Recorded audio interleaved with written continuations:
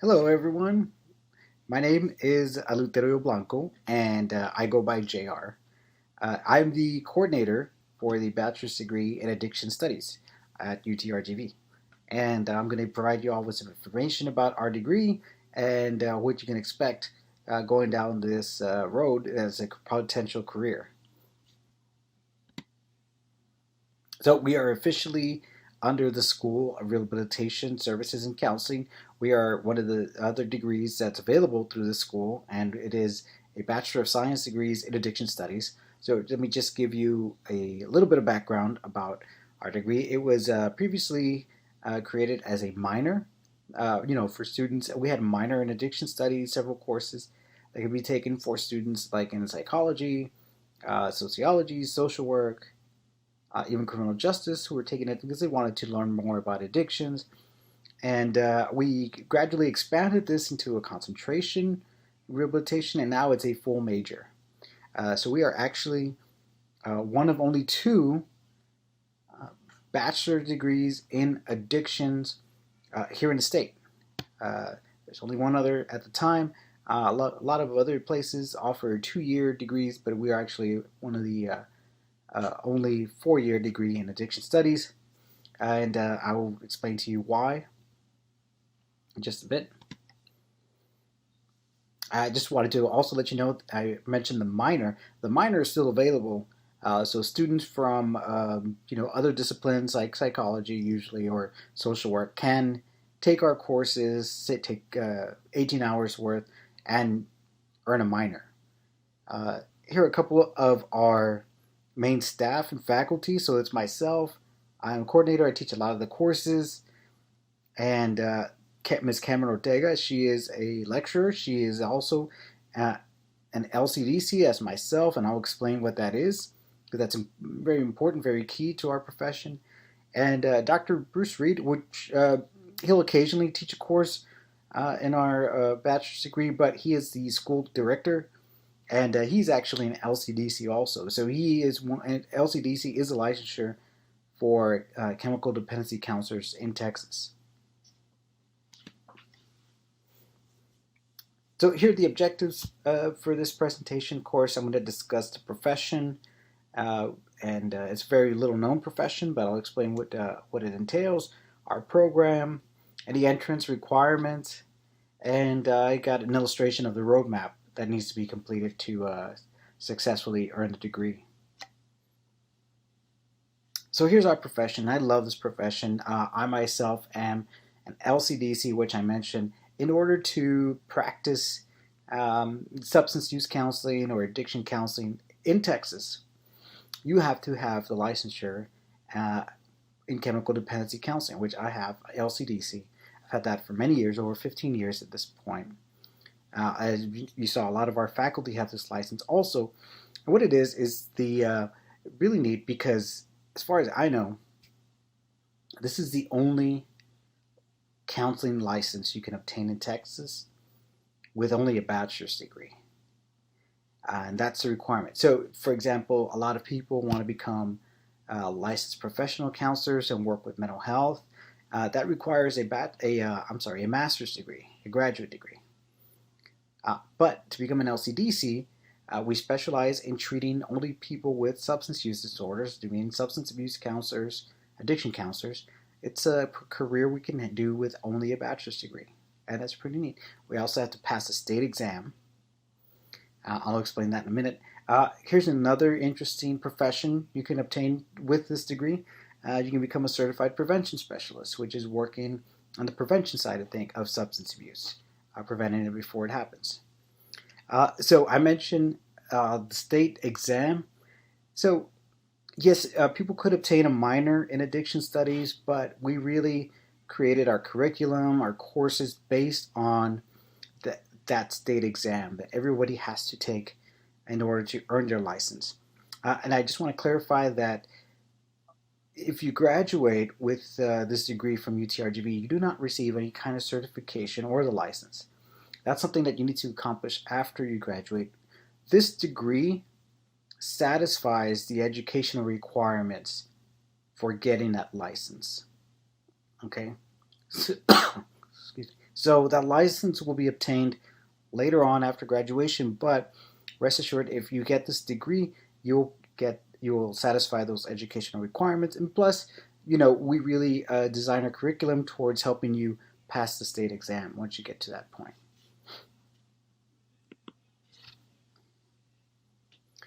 So here are some general statistics about the profession. So this is obtained from the Federal Bureau of Labor Statistics, an overall outlook of what it means to become a substance abuse counselor, median pay, and of course this is a nationally, so it varies within the state, and it varies from I would say program to program, because a lot of people ask about salary. A lot of people ask about how much. Well, it depends. It depends on the program. It depends on the actual setting that you end up working at. And it also depends on whether or not you actually become a clinical supervisor of any kind, and that helps a lot too. But here's a couple of statistics. Here's the median income from last year, from 2019. 46,000 is pretty good. Uh, there is going to be a big need for this. The projections for this profession have been looking very good for the past several years.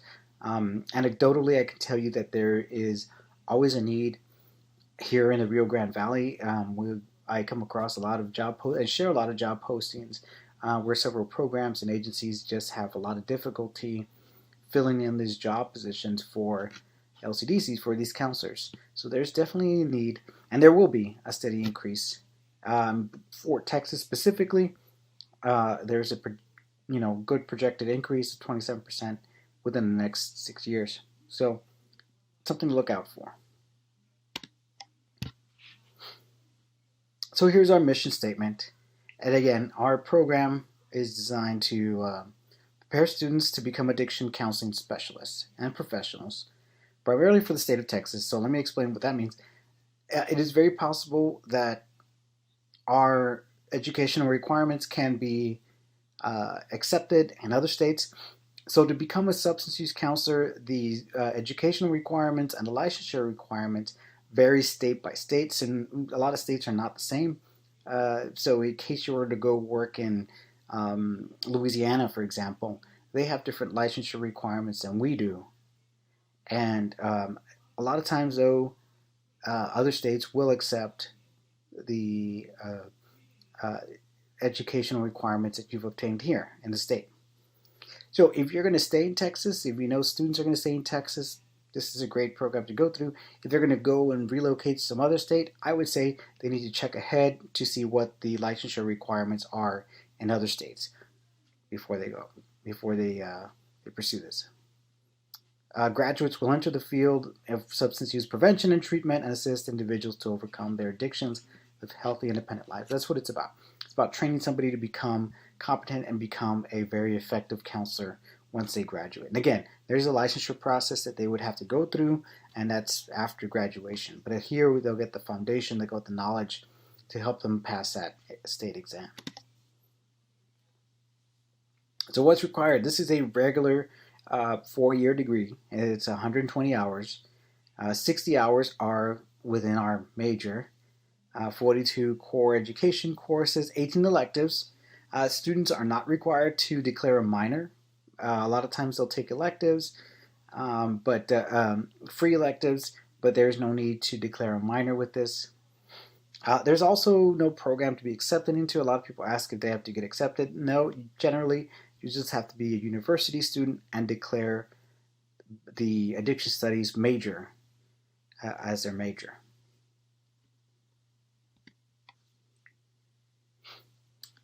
So here is the roadmap, the timetable.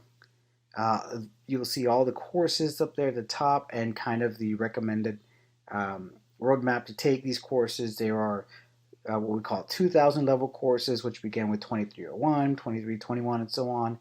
Then there's the 3,000 level courses, and as you see, and as far as class size, it actually gets smaller and smaller as they get through some of the more advanced courses, which you'll see, such as 4365, that's one of the new ones, Principles of Addiction Counseling, 4370, Practicum 2, and so on. So again, this It's 120 hours, and it's all designed to be completed in 4 years.